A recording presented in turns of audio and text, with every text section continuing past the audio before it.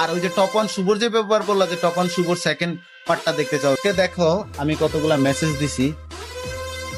আমি বলছি আজকে রাতে কি সময় হবে সেটা বল পাগলা, তো সেটা রিপ্লাই দেয় নাই। তারপরে কল দিছি সেটারও রিসিভ করে নাই, তারপরে কল দিছি সেটাও রিসিভ করে নাই।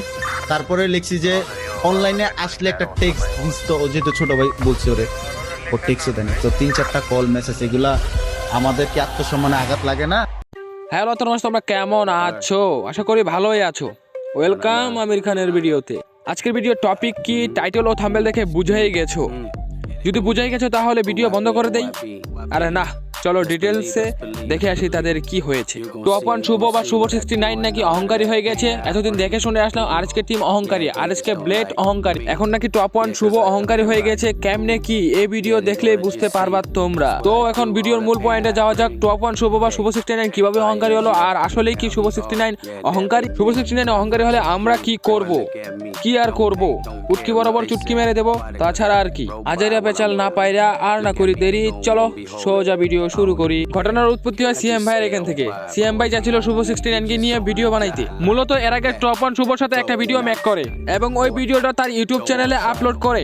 আপলোড করার পর প্রচুর পরিমাণে সাড়া পাইছে, প্রচুর পরিমাণ অডিয়েন্সও ওই ভিডিওটা দেখছে। এমনকি তার অডিয়েন্স পার্ট 2 চাচ্ছে।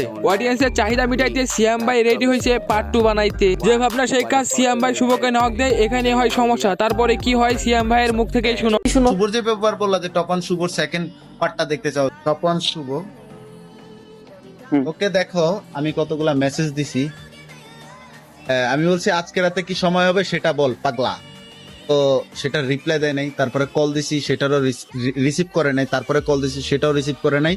তারপরে লিখছি যে অনলাইনে আসলে একটা টেক্সট দিস, তো ও যেহেতু ছোট ভাই বলছি ওরে, ও টেক্সটও দেয় নাই। তো 3-4টা কল মেসেজ, এগুলা আমাদের কি আত্মসম্মানে আঘাত লাগে না? লাগে তো ভাই, লাগে ভাই, লাগে লাগে।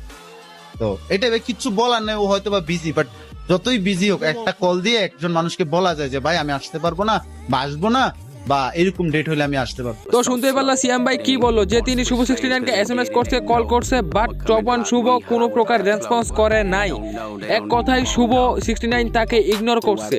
তার মানে কি শুভ 69 অহংকারী বা তার অহংকার বেড়ে গিয়েছে? সিএম ভাইয়ের এই বিষয়টাকে নিয়ে টপ ওয়ান শুভ কি রিপ্লাই দিল তা আগে দেখে আসি, তারপর বলি অহংকার বেড়ে গেছে না অন্য কিছু। সিয়াম ভাইয়ের ঘটনাটা তোমাদের বলি। সিয়াম ভাই যে শো করাইলো শুভর অহংকার বা সেকেন্ড, আমার কোনো অহংকার না। আমার কথা হলো আমি একটা জায়গায় গিয়ে কথা বলতে পারি না, কারণ আমি ডাইরেক্ট ওনারে না বলতে পারতেছি না, আমি ভিডিও বানাইতে পারবো না হ্যান টেন।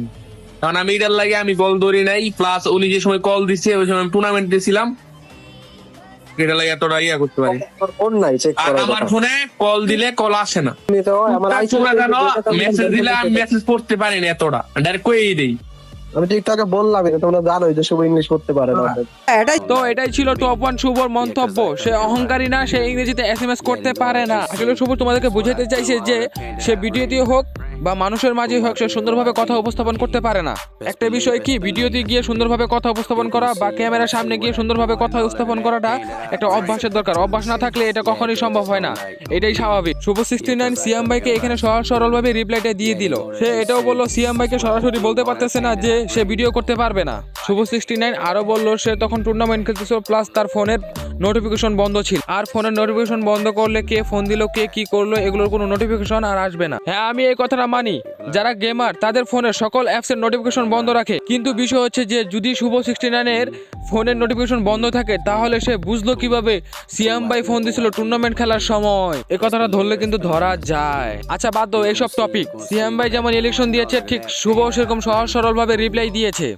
এটা হিসাবে সানডে মানডে ক্লোজ হয়ে যাওয়ার কথা। এখন আমি আমার পার্সোনাল কিছু অপিনিয়ন দিব। সিএম ভাই যদি টপ ওয়ান শুভকে নিয়ে একটি ভিডিও আপলোড করে তার চ্যানেলে, সেখান থেকে সে হিউজ পরিমাণের ভিউজ গেইন করবে।